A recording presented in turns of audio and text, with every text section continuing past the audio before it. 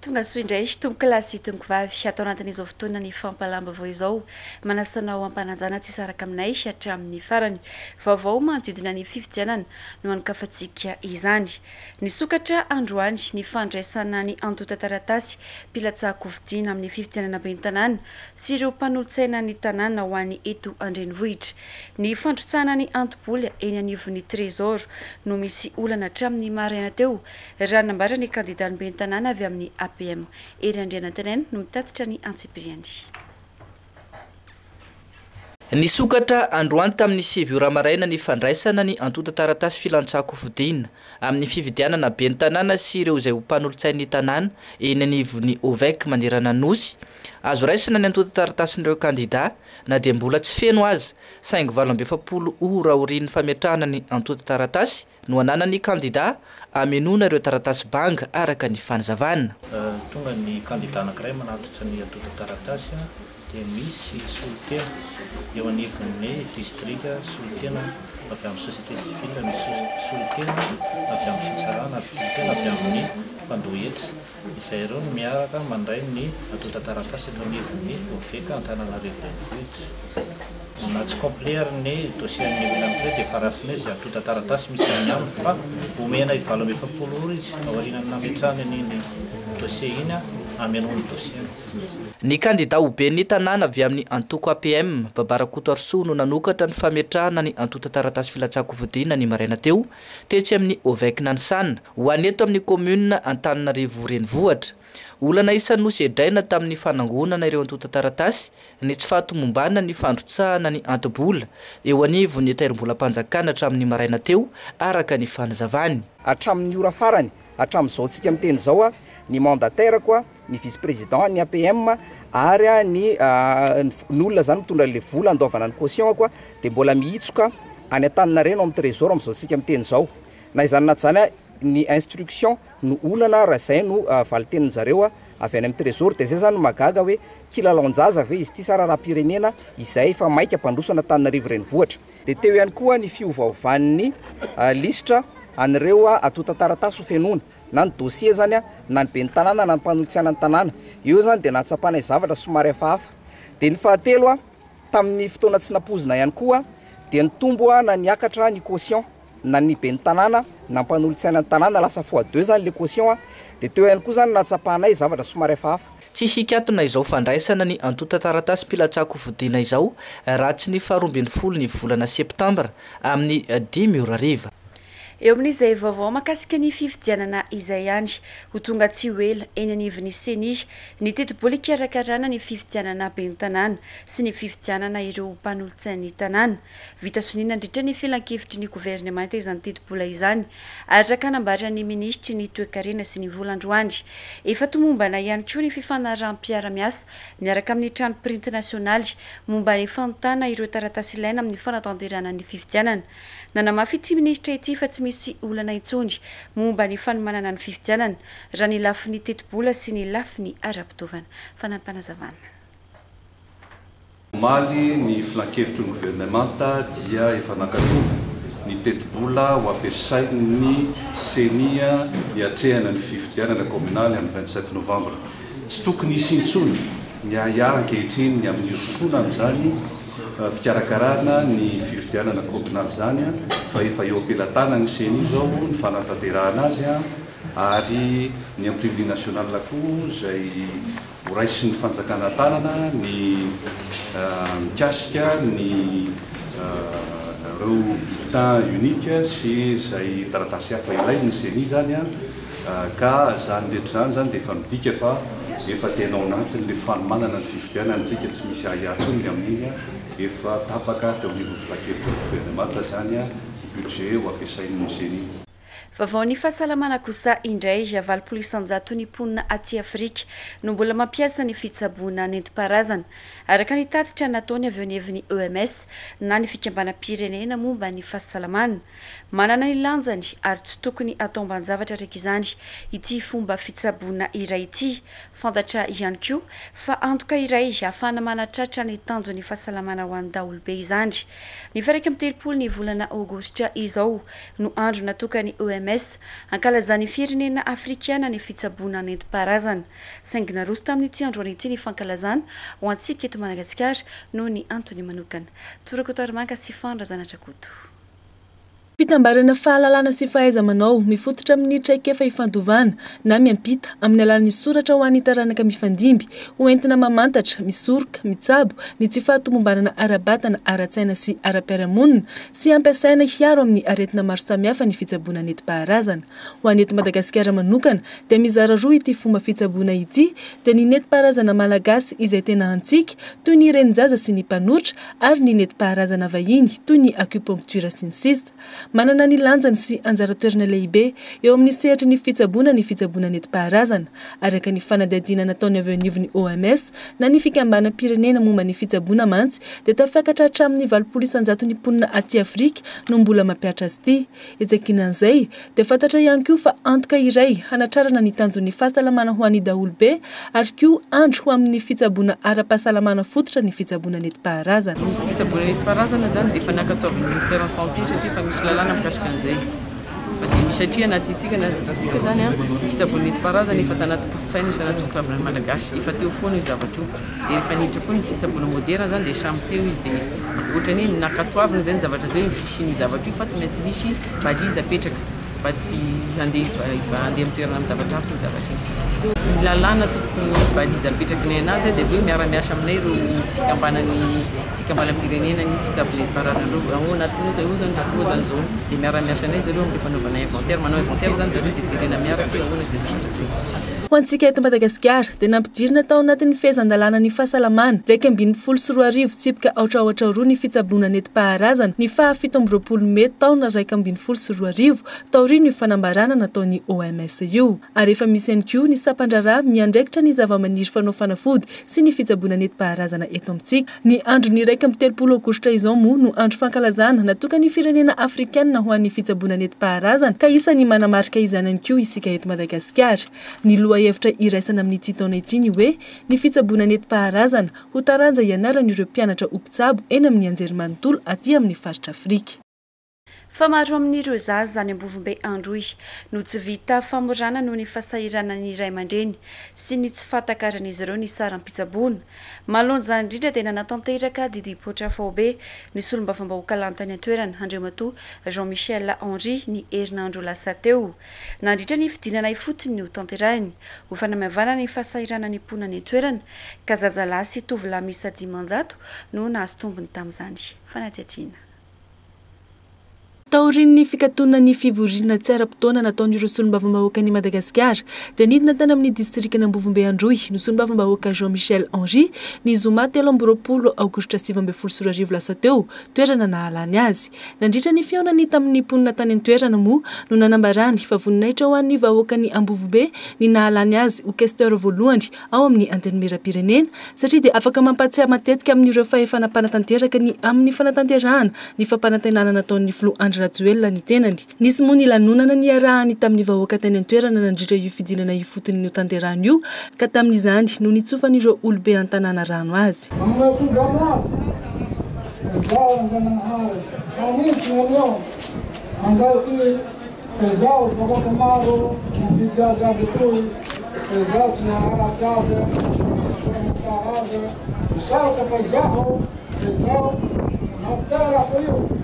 Bulantika manay zao ty vato zao renao nanao soa ho soa menake indrindra nareo ray aman-dreny nahitava masoandro misaotra anareo zaho ty liampandroany ty misaotra mankateniny mankasitrake tompoko lasy tompoko vavisa fa nahontoly eto amizao fotoana izao noho ty fitiava areo anay noho fitiava areo ho tegnako zao.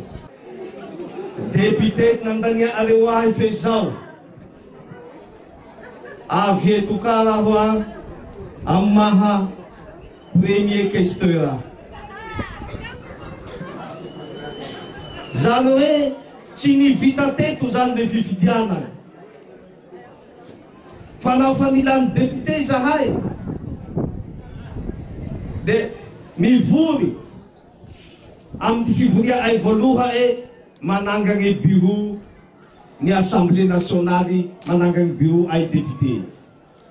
Manahaka antika amin'ny commune eto ao, nao fala ny conseiller le mivory mifidy tio président sy tio vice-président tio rapporteur. Izahay ka nao Antananarivo agny manao an'io. Isan'ny olana mbola mampitaraina ny vahoaka n'Ambovimbe Androy amin'izao fotoana izao ny makasika ny fitsaboana araka ny fampahafantarana nataon'ny mponina any an-toerana mantsy dia lafo tsy takatra izy ireo ny sara ny hopitaly any an-toerana hita taratra izany amin'ny tsy fahavitany akamaroany iray aman-dreny famorana ny zanany tsy ny janonela fa avy hatrany dia nandray ny andraikiny ka namaly ny etaetan'ny vahoaka moa ity solombavam-bahoaka ity nandritra ny fidinana ifotony nataony ka nanatanteraka didipotra vahobe zaza dimanjato teo no nanatanterahana izany noho ny fasahirana ny ray aman-dreny izay moa dia nahitana tovolahy ihany koa noforana tamin'io hetsika natao io. Anisan'izay fanatanterahana zay fampanantenana zay ny androandroany amin'izao fanaovana famoranana vahobe izao. Efa misy 5 tao, 10 taona, 20 taona. Zany ny zaza mbola tsy vita forana eto amin'ny Ambovimbe noho ny fasahirana ny vahoaka. Ka ny zavatra atao zao dia manala an'ny vahoaka amin'izay fasahiranana iahinan'izay zany. Misy koa zany hita teo tamin'ny maraina teo zaza efa vita famoranana nefa tsy mety tsara le izy mbola tsy sitrana le fery mbola mivonto ny ana mbola misy fila tsy levo natao dia narenina zay zavatra zay araka ny fampahafantarana nataon'ity solombavam-bahoaka ity hatrany dia ezaina ny anohizana izao hetsika famorana vahobe izao isan-taona ho fanamaivana ny fasahirana ny ray aman-dreny. Lafam-baovao fatanteraka kosa indray sahirana amin'ny fitadiavana ny akora fototra enty mamokatra ireo mpanao asa tanana malagasy vita amin'ny vatosoa amin'izao fotoana izao miavitsy ary ratsy avokoa ny kalitaony akora ampiasainy vokatry ny fitrandrana ataony vahiny eto amintsika manao antsoava amin'ny fitondram-panjakana izy ireo mba hijery akaiky ny makasika ny fitrandrana mba ho tombotsoa ny mpanao asa tanana malagasy fanampanazavana eo amin'ny sary ny lanitra Randrianjavy.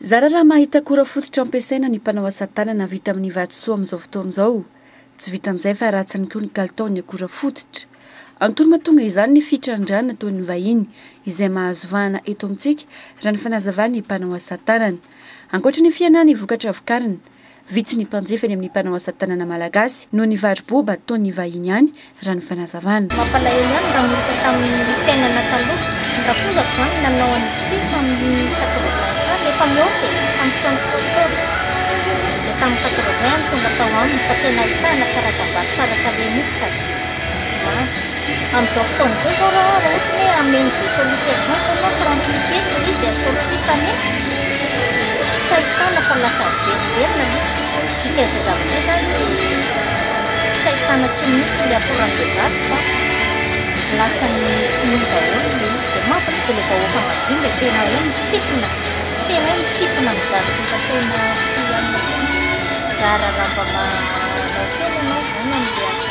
Manao antsoava amin'ny fitondram-panjakana araka izany izy ireo mba hijery akaiky ny makasika ity olana ity izany natao mba ho hanomezan-danja ny vokatra sy ny asa tanana malagasy izay manana anjara toerana goavana amin'ny fampandrosoana ny firenena. Mba zavatra angatana vahoaka majenya kely mba hiverina ny amintsika malagasy atsika le zavatra dia mba azahoana tsara mba mesy taloha manana zavatra tsara tsika tompony dia mba afaka mivarotra lafo arak'izay tokony mba hivarotana azy anaovana ny zavatra izao efa be mihitsy manao izy zany efa tsy fohiariana intsony na mipoti-bata rehefa kely ohatra izao dia efa mba miezaka ianao mba manao décorny zany atao collet kavina bracelet.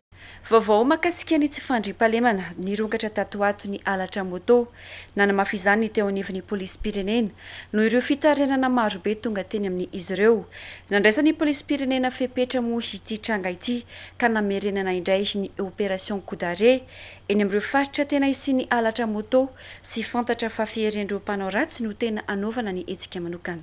Tompitiana Sara. Isotry 17 hektara ary Mahamasina ireo faritra telo izay tena hitrangany halatra moto matetika raha ny fitarainana sy ny tatitra azony avy eo anivon'ny polisy pirenena. Tato anatin'ny volana vitsy nirongatra izay tsisy ny halatra moto ka naverina indray ny opération coup d'arrêt isamborana ireo mpanao ratsy sy ampidirana sy ampandrina fahalemana ny tanàna. Hatramin'ny nanomboan'ity hetsika ity dia maro be ireo moto azon'ny polisy pirenena. Ovino moa le moto anao ny very? Amin'ny 30 juillet. Taiza navery azy? Tao an-trano, nisy namaka ny trano dia tao naverina azy navoaka azy tao an-trano. Dia efa nanao fampilazana tany amin'ny polisy ianao taiza nareo mipetraka? Izay ambodiny sosy mipetraka. Efa nanao fampilazana tany amin'ny polisy nanesaka plainte. Ovino? Ny 31 juillet. Iza nampandehanao hoe voasambotra aty amin'ny polisy ny voazona tratra aty amin'ny polisy le motonao very? Ny tato amin'ny polisy CTM zany nampandehanao hoe nisy ato amin'ny polisy ato le moto anao. Raha ny fanazavana azo avy eo anivon'ny seraseran'ny polisy pirenena moa dia ampiasaindreo jiolahy amin'ny fanaovana asa ratsy ireo moto angalariny. Efa betsaka ny moto azon'ny polisy teny amin'ireo jiolahy ka manao antsoavo amin'ireo very moto ny polisy mba hanantona ny CSP 67 hektara ary hitondra ny taratasy manamarina fa azon'ny moto tadiaviny. Fa manao fianam-bidy lehibe ny trano fivarotana Shop Avenir ety Anosy amin'izao akaiky fidiran'ny mpianatra izao mba ho fitsinjovana ireo ray aman-dreny ny mpianatra. Hita eny an-toerana avokoa ny fitaovana rehetra ilaina amin'ny fampidirana ny mpianatra toy ny kahie sy ny kitapo. Ankoatra izay dia mivarotra ireo fitaovana fampiasa ao an-tokantrano sy fitaovana vita amin'ny plastika ihany koa ity trano fivarotana ity. Indeo rahantsika ny fanadihadiana. Ho fitsinjovana ireo ray aman-dreny ny mpianatra amin'izao volana vitsy mialohan'ny hidirana izao, manao varoboba amin'ny fitaovam-pianarana karazany maro be ny Shop Avenir ety Anosy be. Tsy mila mivezivezy ireo ray aman-dreny fa hita eto amin'ity tranombarotra ity avokoa ireo entana rehetra ilaina amin'ny fampidirana mpianatra toy ny kahie, stylo, gourde, ny cartable amin'ny karazany maro. Izahay eto amin'ny Shop Avenir dia mivarotra ireo article scolaire zay misy ny marika rehetrarehetra, misy ny karazany rehetrarehetra. Izany natao dia tsy mba hivezivezena ireo ray aman-dreny intsony rehefa mividy an'ireo article scolaire satria hita daholo izay ilaina rehetrarehetra. Any ny vidiny tena mirary dia mirary. Ankoatra izay mivarotra kojakojan-dakozia na ny appareil électroménager ihany koa eto amin'ity tranombarotra ity. Isan'izany ny mixeur, ny robot sy ny sisa. Hita eto ihany koa ireo fitaovana vita amin'ny plastika maro be toy ny seza, ny koveta sy ny maro hafa. Ho an'ireo rehetra izay mividy entana roa alina no mihoatra dia mahazo ticket tombola isarihana ho an'ny loka voalohany moto scooter, loka faharoa bisikileta VTT, loka fahatelo robot mixeur ary ny fahaefatra hatramin'ny fahazato dia mahazo t-shirt. Misy ihany koa ny tombola ho an'ireo izay mividy ny entana mihoatra ny roa alina ariary. Izay mety azonina scooter VTT dia olona zato ihany koa no sarihana izay mahazo loka daholo. Ny fisarihana dia ataon'ny 20 Desambra 2022 izay mbola tsindrika ihany hoe zato ny ray mahazo loka ka tongava maro eto amin'ny Shop Avenir tsy hanenenanao mihitsy ny mandalo ety. Ny Shop Avenir dia eto Anosy be ampitan'ny assurance mama. Raha misy ihany koa ny fanazavana fanampiny izay tianao fantatra dia afaka miantso amin'ny laratarbia 033 45 115 81. Dia iny ihany koa tomboka lasy tomboky vavy no manakatona ny fiarana tamin'ity alina ity. Mankasitraka fenonao tany tokantrano sy nisaraka taminay hatramin'ny farany. Mamy fotoananao rampitso amin'ny ora mahazatra. Veloma tompoko.